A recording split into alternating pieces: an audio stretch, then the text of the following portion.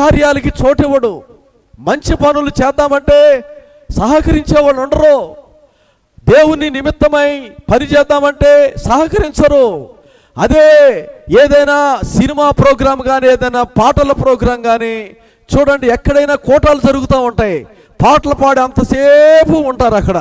పాటలు పాడే అంతసేపు సపరిస్తూ కూర్చుంటారు. కొద్దిమంది స్టేజ్ మీద ఉన్న వాళ్ళు చూస్తూ ఉంటారు, వాయిద్యాలు వాయించే వాళ్ళు చూస్తూ ఉంటారు, ఆ జీన్స్ ప్యాంట్లు వేసుకుని అటు ఇటు టకా టకా తిరిగే వాళ్ళు చూస్తూ ఉంటారు, తలంతా చక్కగా అలంకరించుకునే వాళ్ళు చూస్తూ ఉంటారు, కొత్త కొత్త బట్టలు వేసుకుని వచ్చిన వాళ్ళు చూస్తూ ఉంటారు. తీరా వాక్యాన్ని బోధించే టయానికి ఒక్కొక్కరు లేచి వెళ్ళిపోతారు. మరి ఇదంతా ఏమంటారు చెప్పండి? గాలి అనరా? ఎన్ని సైతాను చేష్టలు అనరా? సంఘాల్లో ఈరోజు ఇవన్నీ ప్రవేశించలేదా? అనేక కుటుంబాలు, అనేక సంఘాల్లో ఏం జరుగుతుంది ఈరోజు?